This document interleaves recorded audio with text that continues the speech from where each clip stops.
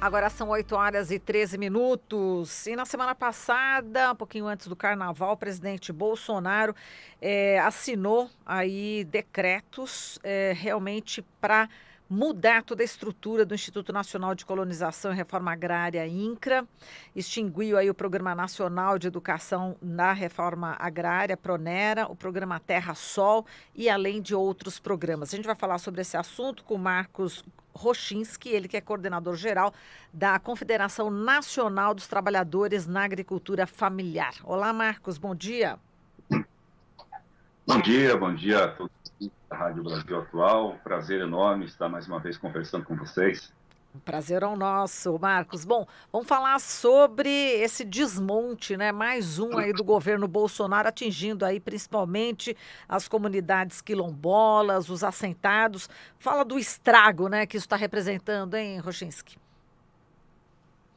Então, infelizmente, este é mais um decreto, né, que vem aí exatamente na mesma direção do que os demais que o governo Bolsonaro tem feito. Um desmonte exacerbado das políticas públicas de reforma agrária, de fortalecimento da agricultura familiar, das comunidades tradicionais e assim por diante.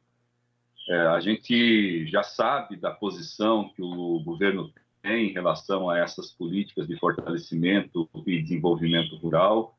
A gente sabe da perspectiva que o governo tem de tratar a reforma agrária, mas, de fato, esse decreto ultrapassa qualquer imaginação de que nós, que atuamos nesse setor, pudéssemos imaginar que o governo chegaria a esse ponto, de um desmonte absolutamente generalizado do Instituto Nacional de Colonização e Reforma Agrária, do INCRA, e atacando centralmente algumas políticas que são extremamente importantes, inclusive políticas de educação. O Programa Nacional de Educação da Reforma Agrária, o PRONERA, simplesmente é desmontado, né? Ele é exterminado, né, com este decreto. Além de outras questões, né, que você mesmo já citou, né, de desmonte de políticas importantes que o INCRA vinha desenvolvendo, sobretudo, né, de assentamento de famílias, de compras de terra, de destinação de terras aí para a reforma agrária. Fala um pouquinho desse projeto, né? O Terra Sol, ele fomentava, né, a agroindustrialização, não é isso, Marcos? Isso, o TerraSol é um programa dos mais recentes, né, digamos assim, e é constituído dentro do INCRA. E era um programa fundamental para o desenvolvimento e agroindustrialização dos assentamentos, né? Muito se fala, né, muito se afirma, né, que os assentamentos rurais, que a reforma agrária não produz, e exatamente este programa ele vinha privilegiando investimentos para mostrar para a sociedade brasileira, para mostrar a viabilidade da reforma agrária, que além de produzir matéria-prima, você teria a possibilidade de você estar agregando valor, fazendo o processo de industrialização, de agroindustrialização e acessando o mercado. Obviamente, o agronegócio não gosta disso, né? Possibilitar a agroindustrialização de produtos dos agricultores familiares, dos assentados da reforma agrária, significa você botar na gôndola do supermercado produtos que competem centralmente com os produtos das grandes agroindústrias, né, do grande agronegócio.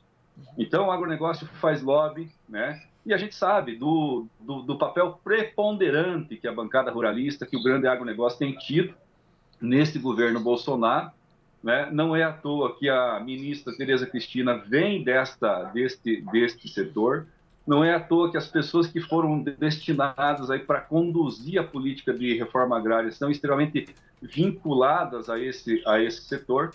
E o que a gente assiste em termos de políticas nada mais é do que exatamente esse desmonte aí da reforma agrária. Acho que a tua imagem ficou meio complicada aí no Skype, Marcos. Vamos ver se a gente consegue resolver isso. talvez virando um pouco. Você está agora. Isso, agora sim. Acho que agora conseguiu ficar na vertical. Mas tudo bem. Ô, Marcos, vamos falar um pouco dessa que você falou, né? Desses produtos, né, que chegam às prateleiras e que realmente competem, né, com produtos do agronegócio, né? Com a diferença de que os produtos do MST não tem veneno, não tem agrotóxico, e o da agroindústria, enfim, formal aí, enfim, do agronegócio tem. E eu queria que você desse alguns exemplos, né, bem-sucedidos dos assentamentos, do sem terra, em relação à produção de alguns alimentos, né? Eu sei do arroz, porque é o arroz que eu como, eu só como o arroz do MST. Queria que você desse alguns exemplos, né, de bem-sucedidos aí. Veja, tanto em termos de reforma agrária, de assentamentos rurais, mesmo dos agricultores familiares mais tradicionais, comunidades extrativistas, quilombolas, enfim, comunidades tradicionais, você tem inúmeros exemplos bem-sucedidos de produção de alimentos. O arroz né, produzido aí, principalmente no Rio Grande do Sul, aí pelas cooperativas do Movimento dos Trabalhadores Rurais Sem Terra, é um deles, né? Mas se você pegar, por exemplo, em termos de produtos lácteos, produtos cárneos, né, você vai encontrar uma gama enorme de processos de agroindustrialização bem-sucedidos, tanto dos agricultores familiares quanto assentados da reforma agrária. E como você disse, né, o grande diferencial que vem é exatamente essa perspectiva de que os produtos, de maneira geral, trabalhados pelos agricultores familiares, pelos assentados da reforma agrária, são produtos que não têm, pelo menos, o uso indiscriminado de agrotóxicos. Eu sempre digo que um agricultor familiar, que um assentado da reforma agrária, ele trata a sua propriedade de forma absolutamente diferente do que um grande fazendeiro. Ele trata a propriedade dele como um espaço de vida. Então, ele não vai despejar veneno indiscriminadamente para contaminar a água que ele mesmo bebe, né? Ele não vai acabar com o meio ambiente porque ele depende daquele espaço como um espaço de vida. É diferente de uma grande propriedade que o cidadão vai visitar aquela propriedade de helicóptero, de avião, e que ele está pouco se lixando se naquele espaço existe vida ou não. Ele está olhando para aquela perspectiva daquela propriedade simplesmente como um negócio, né? É diferente de um assentado da reforma agrária, de um agricultor familiar que olha para o espaço onde ele trabalha como um espaço fundamental de convivência, né? De não simplesmente tirar o lucro da terra, mas trabalhar na perspectiva de produção de alimentos. Essa é a grande essência de que estão tentando tirar de nós, né? Um modelo de desenvolvimento capaz de resolver o problema da soberania alimentar do nosso país, né, está sendo tirado gradativamente com esses decretos, com essas leis que vão desmontando o INCRA, que já desmontaram o Ministério do Desenvolvimento Agrário, que já desmontaram o Ministério do Desenvolvimento Social, que já desmontaram toda a participação social que a sociedade brasileira vinha tendo através do CONDRAF, através do CONSEI, através de tantos outros conselhos importantes e que estão tirando a possibilidade de nós, agricultores familiares, assentados da reforma agrária, continuar produzindo alimento de qualidade para colocar na mesa do povo brasileiro. Eu espero que a sociedade, de maneira geral, e aí não é só nós como organizações representativas dos agricultores familiares, dos assentados da reforma agrária, mas eu espero sinceramente que a sociedade se mobilize, porque a continuar desse jeito, logo falta alimento de qualidade, falta alimento para sustentar o povo brasileiro. Todos nós sabemos que mais de 70% dos alimentos que compõem a cesta básica do povo brasileiro vêm dessas propriedades da reforma agrária, dos agricultores familiares, das comunidades tradicionais. Acabar com esse modelo de produção significa, amanhã ou depois, o nosso povo ter dificuldade de acesso a alimentos. Exato. E Rochinski, agora o que é também grave, igualmente grave, é essa extinção do Programa Nacional de Educação na Reforma Agrária. Enfim, vai na base, né, a questão dos jovens, das crianças, dos jovens se formarem, enfim, para justamente voltarem para as comunidades e aplicarem todo o conhecimento. Aí também é um ponto de bastante preocupação, né? Nós sempre trabalhamos numa perspectiva que o modelo educacional do nosso país ele precisa contemplar a diversidade. E quando você tem um programa nacional voltado para essa realidade da reforma agrária, significa você trabalhar elementos curriculares, inclusive, que dialoguem com a realidade onde essas pessoas trabalham. Né? É a mesma situação da chamada escola do campo. Né? Não adianta você querer trabalhar o mesmo conteúdo para um cidadão que está no espaço rural, num assentamento rural, do que para uma cidade, aliás, para uma escola de um grande centro, né?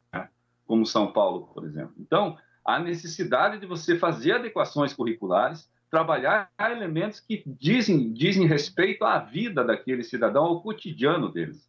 E era exatamente isso que o Programa Nacional de Educação da Reforma Agrária fazia.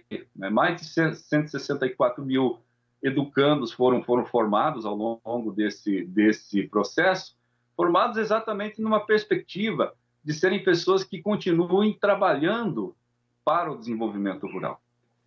Eu sempre cito, inclusive, que o modelo tradicional hoje, inclusive dos colégios agrícolas, das escolas técnicas, eles não são processos educacionais que privilegiem a produção de alimentos.